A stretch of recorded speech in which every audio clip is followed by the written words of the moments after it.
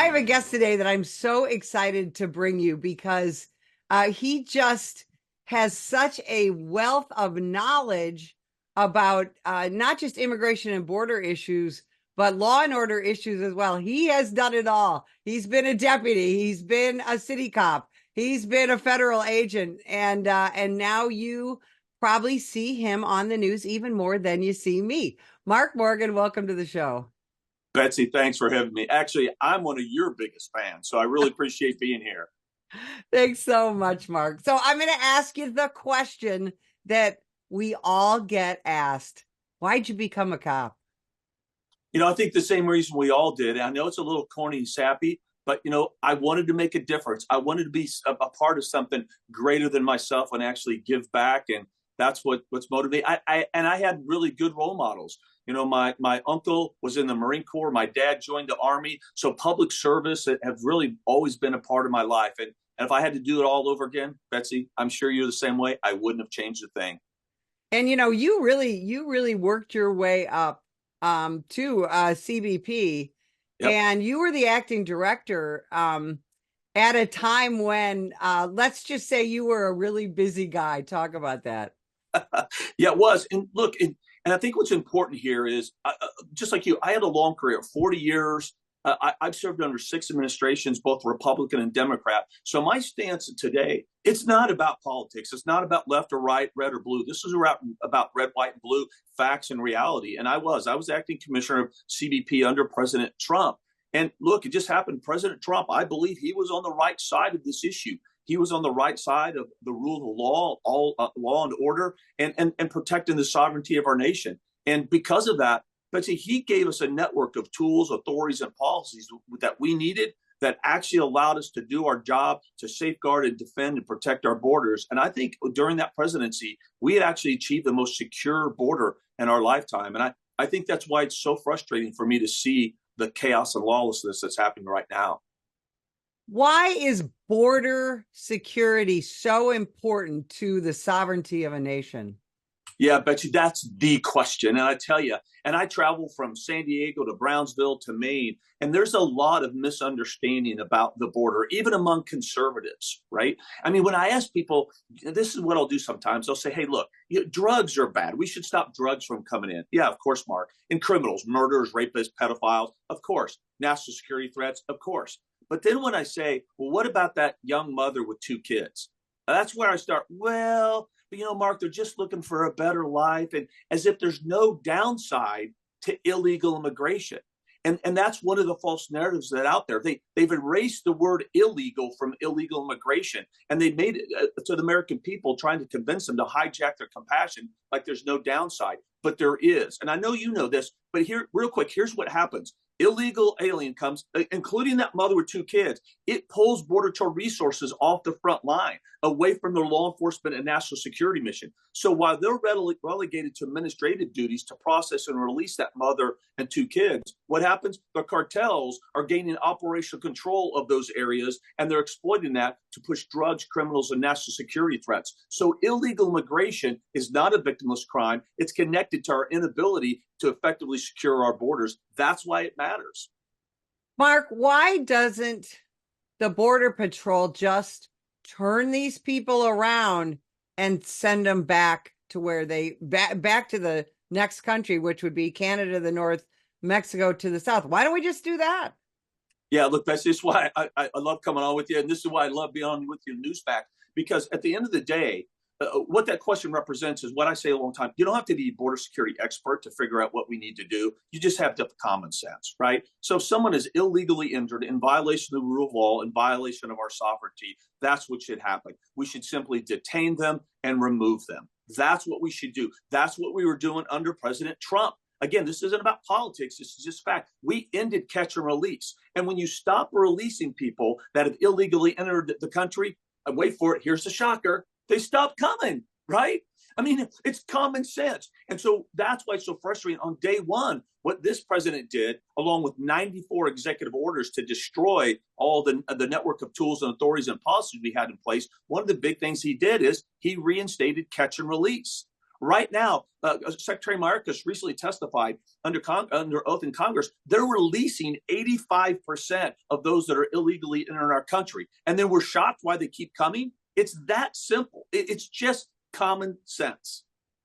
Well, and I live in the Tucson sector here, 80 miles from the border, and we see what is happening because, and I don't think a lot of people understand that. We see the tent cities, we see the big lines at the airport and at the bus stops and this and that, and we really have no idea who most of these people are, do we?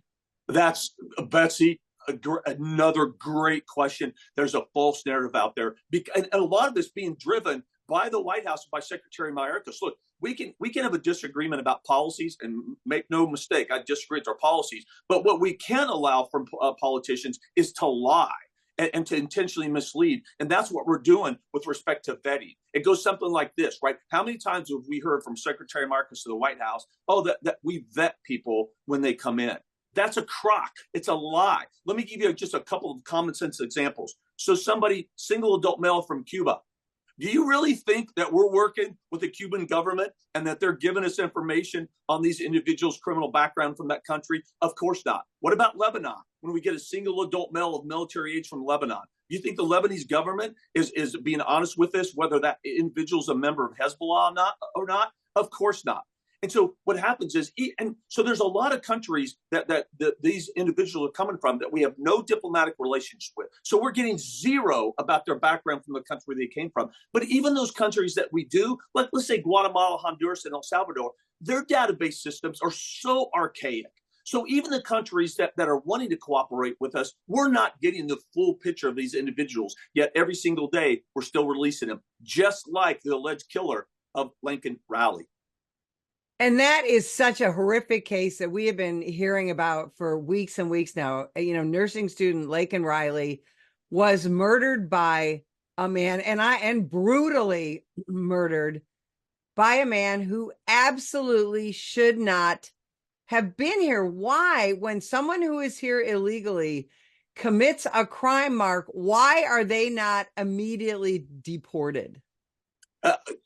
Betsy, I'd like to know that answer too, right? It defies logic. It defies common sense. But what it does do is illustrate this administration's policy of America last and everybody else from 180 different countries first. Our administration and sanctuary cities failed Lincoln Riley on multiple occasions. First, this individual illegally entered from Venezuela with his wife and kid. And then they were unlawfully paroled in the United States rather than being detained. And from there, then he goes to New York, where again he commits a crime. He's charged with endangerment of a child. But New York, NYPD, they released him not because they wanted to, but because they have to, because they're a sanctuary city, and the mandate there is that NYPD cannot cooperate with another federal law enforcement agency. So he was released before ICE could put a detainer. But it gets even worse, because even if ICE would have been able to get a detainer, NYPD wouldn't have honored it because they're forced not to, and he would have been released. Where then he goes to Georgia, he goes to be with his brother that's also in the country illegally, and then allegedly he has savagely killed Lincoln Riley. And it's something, here's what's so frustrating. This was preventable. I'm not saying we can prevent all crime, but here's one demographic of crime, Betsy, that we can prevent. Crime committed by people that should have never been in the country. We often hear when we're talking about guns and things like that, if we could change this policy and it would save just one life, isn't it worth it? But that doesn't seem to apply when we're talking about illegal aliens. Yeah, Betsy, I tell you what, I think it was a week or so ago, right after the murder happened, that there was a politician from California that was actually talking exactly what you're mentioning, how she was saying about how, as tragic of this one life lost is, we've got to be careful and not lower emotion get in front of us and change policies based on this one murder. Betsy, I literally was screaming at the TV. I literally lost my mind, right? I said, can you imagine if you were the parents of Lincoln Riley listening to that? No. One, when it's this type of heinous activity, just one one death like this, yes, it should change our policy. But here's the thing, and you and I talking earlier, is that here's the tragedy of overall, she's not the first and she's not going to be the last, right? I mean, Kayla Hamilton, Elizabeth Medina, there was Tibbetts, Molly Tibbetts, and the list goes, Kate Steinle, the list goes on and on and on. She's not the first, she's not the last. Look, I'll give you a couple quick stats too. So in 2023, ICE arrested 73,000 illegal aliens in the country, 73,000 in 1 year, including murderers, rapists, pedophiles, and gang members.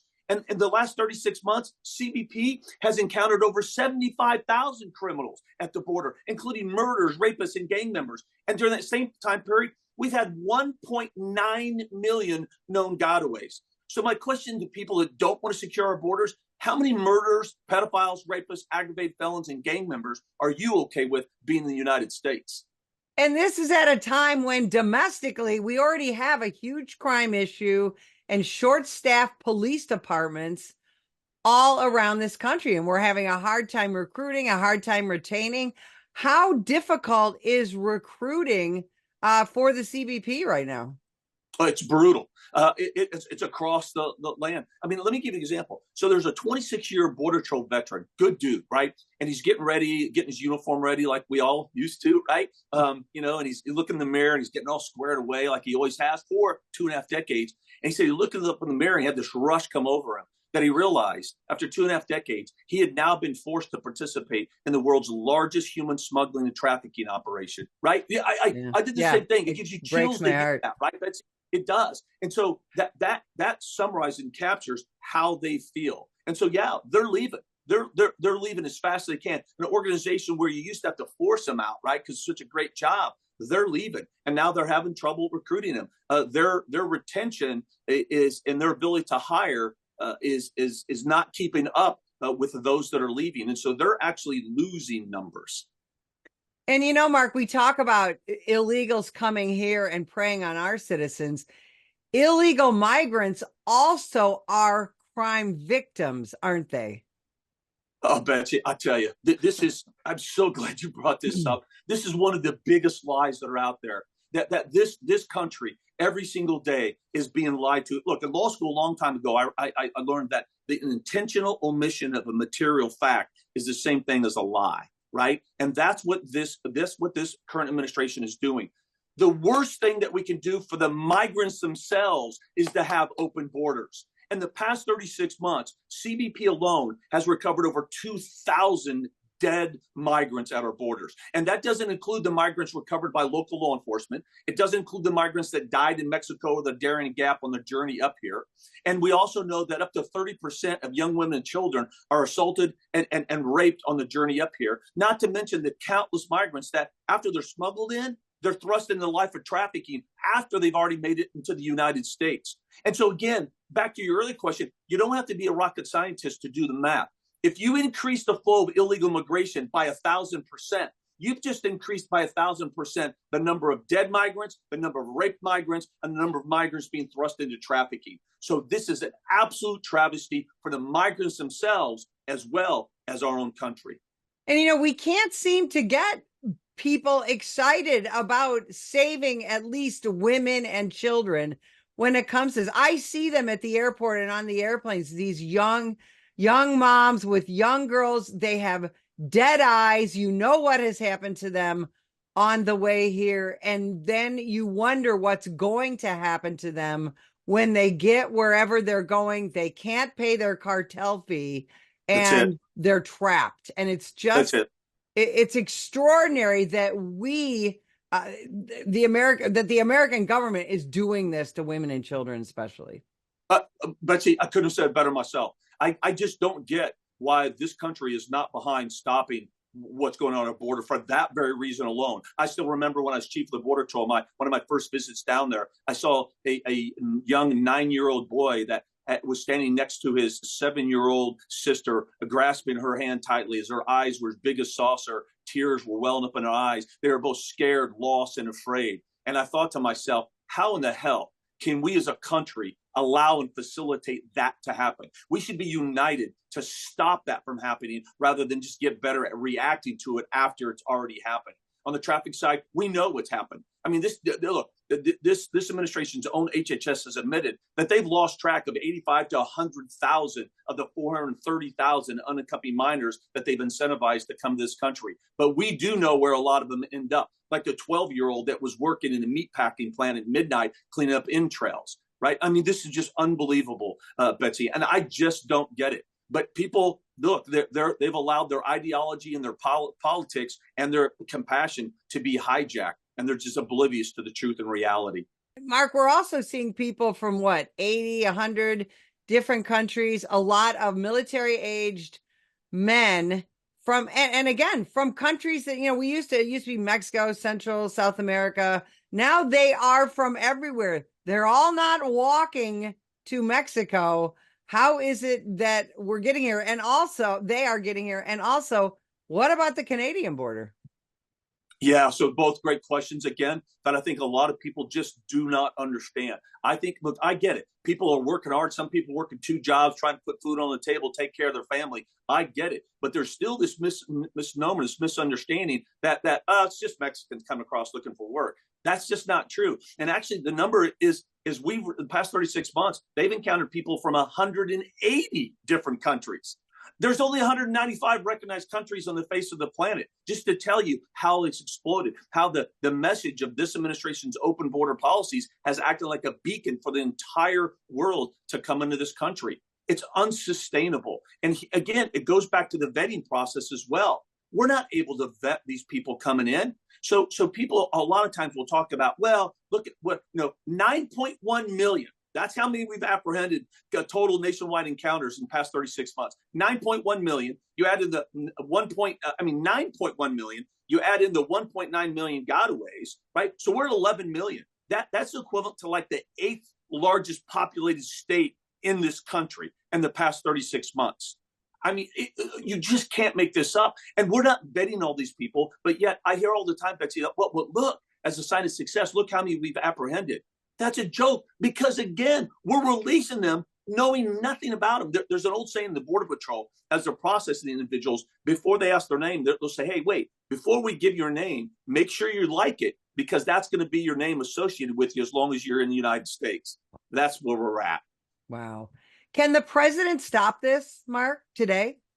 Yeah, immediately. And think about this. I'll go back to common sense again, right? Because that's really what the border security is about. So President Biden, in his first 100 days, he issued 94 executive orders. 94 without Congress. That's what an executive order is. 94 executive orders that dismantled and destroyed the network of tools and authorities and policies we had in place under President Trump that led to the most secure border. I'll give you a couple examples. The safe third country agreements with all 3 Northern Triangle countries, gone. The Remain in Mexico program, gone. Building the wall, gone. They placed enormous restrictions on ICE that basically said being here in the country illegally is not enough to remove you. I can keep going on. Those are the highlights.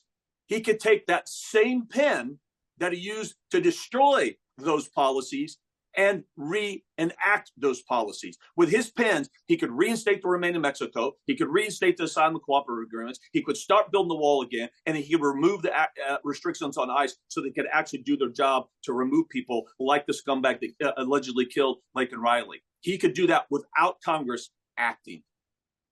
So you have become involved in an organization that is trying to inform and deal with all of this. You've got a bunch of other extraordinary experts with you. Talk about Border 911. Thanks, Betsy. Look, it's a grassroots effort started by another great patriot, Tom Holman. As you said, he brought in some of the best border security minds. Sarah Carter's on there. She's on Fox all the time. She's been covering the border for years. Jason Jones, he's a former captain with Texas DPS. Derek Maltz, who was a chief in the DEA. Rodney Scott, the former chief of the Border Patrol, and myself. And we've come together to really do what we're doing right now, is bring awareness and attention to this issue, to educate the American people about the chaos and lawlessness at our borders, why it matters, and why it needs to stop. How concerned are you guys at Border 911 about another 9/11/01? Very concerned, and here's why. Here's a couple of facts. This isn't just Mark Morgan's opinion. In the past 36 months, we've encountered more illegal aliens on the FBI's watch list than any other time in history combined. In the same time period, we've apprehended tens of thousands of what we call special interest aliens that we know come from countries that sponsor, harbor, and facilitate terrorism. Then I'll go back to the same time period, 1.9 million known gotaways. Betsy, the question isn't if or when the threat comes here. The issue is it's already here. Yeah, and that I don't think people really realize we are really in a 9-10 mindset rather than a 9-12 mindset. And I think it's going to come back, and I hope I'm wrong, to harm this nation. Mark, at some point, and we just have a minute left, Yep. Are we going to have to do mass deportations to get back control of our borders? Yes, two things, but what we got to, well, let's not put the cart before the horse. The first thing we have to do is stop the bleeding at the border, right? So we have to shut down the physical border. We have to stop the influx of continued illegal immigration. We get that. Then we need to start working here. And I get asked that all the time. Can we deport millions? Yes. And how do we do it? One at a time. I'm a little facetious there, but look, we can do it. You've been in law enforcement. We can do large-scale operations. And I guarantee you, once we start that, you'll see a lot of the people that are here illegally self-deport. We've seen it before in history. We can get it done. Absolutely. Mark, where can people find out more about you? Where can they follow you? Where can they find out more about Border 911? Border911.com. In fact, just a couple of days from now, we're gonna have an event in Mar-a-Lago on April 4th. I really encourage people. It's not too late. You can still probably get a ticket. I don't know. They may be all gone by now. But if not, still go on Border 911. There's some educational stuff in there. If you can, throw a couple of dollars to help facilitate us to get out across the country to really educate the American people on what's going on. Mark, I cannot thank you enough for spending time with us today. And if you would like more information about the National Police Association, visit us at nationalpolice.org. Put the gun down! Put the gun down! Last year, law enforcement officers were involved in hundreds of thousands of use of force incidents. A use of force incident is when an officer must use nonverbal tactics to gain control of a dangerous situation. Put the knife on the ground. In many cases, officers have no choice but to use force when a suspect doesn't comply with a lawful order. Use of force is always ugly. No one likes it, especially police officers. Together, we can help de-escalate these dangerous encounters. Help police officers by complying with their lawful orders. Don't attack, attempt to disarm, or flee from an officer. Use of force is an officer's last option. Most incidents can be avoided by not resisting arrest. If you feel you've been wrongfully detained by a police officer, then seek a legal solution after the encounter has been resolved. Let's keep everyone safe. Comply now and complain later.